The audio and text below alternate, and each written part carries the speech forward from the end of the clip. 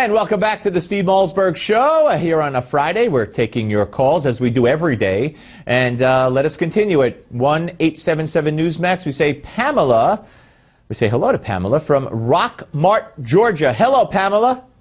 Hi. How are you? Good. Thanks for weighing in. Yeah, my pleasure. I just wanted to briefly cover a few things that overtly concern me. First and foremost, if we don't make radical changes, and unfortunately, I'm sorry, but I don't think short of a revolution that it's going to fix it. We have two governments, a government inside a government, a shadowy government, and then the government that they put on stage. When we had Obama, the first time I saw him, he's probably the only presidential candidate ever in history to campaign worldwide, on a worldwide stage. I knew from the offset that he had more of an agenda than what he wanted to be as just president. That's too small of a platform for him. We now have 17 contenders on the Republican side and 2 to pick from on the Democratic side, a two-party nation. And what do you have to pick from the Democrats?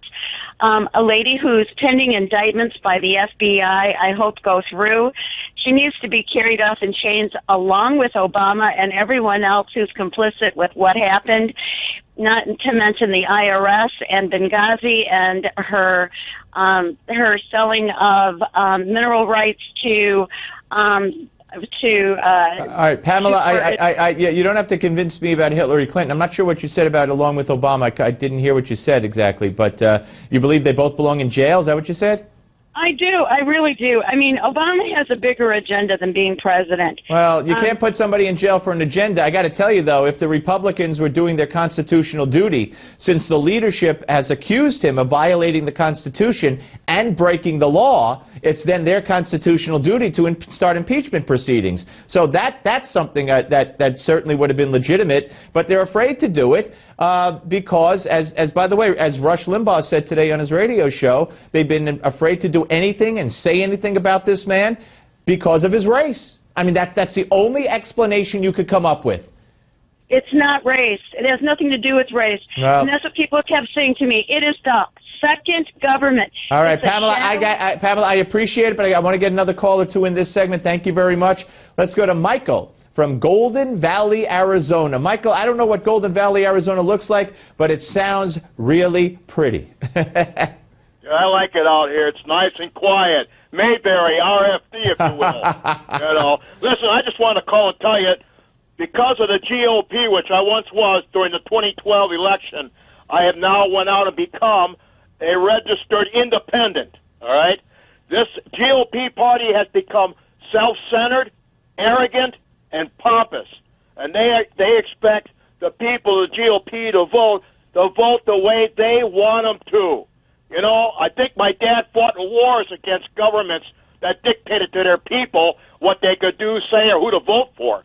You know, so I am so fed up with the GOP. You know, I'm not saying I'm going to vote for Trump because I still am listening to everybody. But what they're doing to this man, and he signed that agreement to run for the Republican Party, and they're doing this to him now? Yeah. I'm glad I'm an independent. Well, I'm gonna stay one. Well, but Michael, let me just ask you, there's no way you'd vote for Hillary. No, you can't. All right, I just want to make that clear. Okay, I just want to make that clear. So hopefully whoever the nominee is, provided it's one of those men on the stage and not Mitt Romney or something like that, you'll cast your vote for one of them, correct? Correct. All right, Michael, have a great day, sir. Thank you very much, or a great night, as the case may be. Glenn, final call of the week. Glenn from Akron, Ohio. Hey, Glenn. Hi, how you doing? Good, sir. How are you? Hey, thanks for having me on your call line. My pleasure. I just wanted to make a comment. I sure did appreciate what Dave said previously regarding the GOP party. We are in a situation now where you are watching a move by the GOP power core to maintain their power. They do not want to share, nor do they intend to share this with Donald Trump if he gets elected, because he is independently wealthy and is separated from their core by his independent wealth. and they can't pull the reins in on this guy. America loves him for that. I don't plan. I'm a Ted Cruz man, but that's because Ted Cruz promises two things: bye-bye Obamacare the first day he gets in as president, or as close to it as possible. And I do not appreciate our president currently, who has severed ties with Israel.